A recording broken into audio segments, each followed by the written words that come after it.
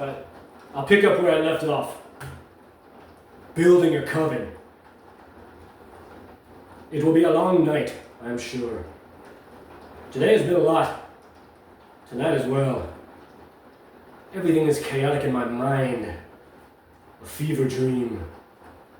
An Eastern European douchebag slanders me in Serbian or some such as he walks by me. He knows nothing. He wanted to judge me sitting on the concrete sidewalk on the side of this truck stop within a brick wall, supporting my back and my bent knees, allowing my right thigh to support the left half of my notebook. A man stops on my left, says hi, and turns his back. Indian, likely. Older gentleman. And I take it for what it is. A sign of trust. The reptiles are out, and the night is young. Security approaches. A really nice black lady who gave me her blessing as best as she could, called me baby, and asked me, "How long will you be?" And when I told her, I don't know, she said, "You ain't bothering nobody, but if Memphis police come, just get up and come into the building," to mitigate loitering accusations. "Help me help you," she says. And I assure her that I will not betray her kindness, because she works with the police, I know, and it would look bad on her, which I understand. I appreciate her being polite and sincere, like Lisa and Hazel. Willow doesn't know how to be either of those things, or, it would appear, anything other than a whore. She blasphemes, saying it fucking cuts deep. Takes the Lord's name in vain as easily as she fucks anything that blinks in her vicinity. She is a rite of passage, I'm guessing. Something, someone, that everyone uses and throws away. And now I see both parties in each transaction were privy to abuse. Quid pro quo.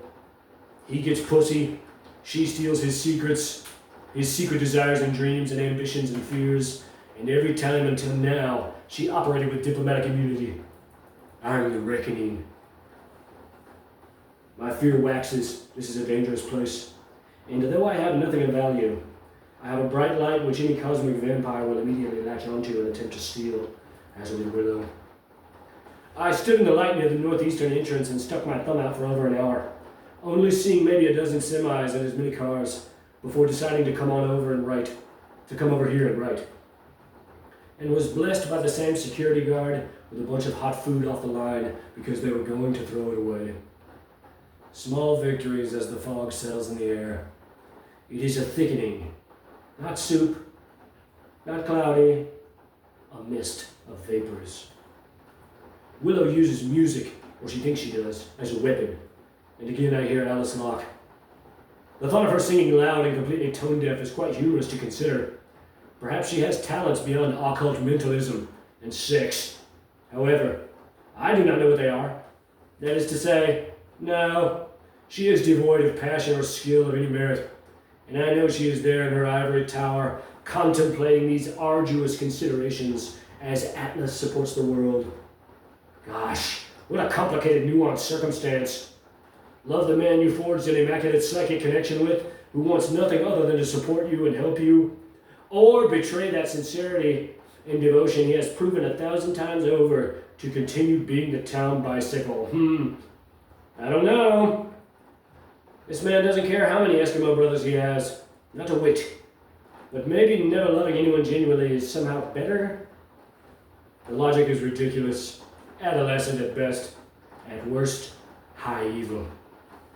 It is sadistic, masochistic, pain for the sake of itself. I'll eat some more. I did the last of my subutex to be done with it. It has affected me. I am cross-eyed. It is very difficult to write. I am tired, very much so, but afraid to close my eyes. My first witch is after my sanity. Earlier I said she'll never respect me until I make her miscarry. Alistair began pleading, and several of us began sobbing. She said, "I know you would never consciously do that." And she's right. Some minutes later, Willow, with her hand over her womb, asked, "Can he really make me miscarry?" To which Alistair replies, "Probably. We've only just barely opened the door. Each day he gets a little stronger, more aware, more powerful. She writes on a piece of paper, wondering if I'll ever forgive her. Alistair replies, he'll forgive you. And Annabella says, you have to beg for forgiveness and take the first step in the right direction. To which I reply, a simple text that reads, hi, it's Willow. That's all, no grand gestures, no vapid Hollywood bullshit. Simple, loving, sincere. I am spiraling in a maelstrom, a quagmire of psychology, stiltings.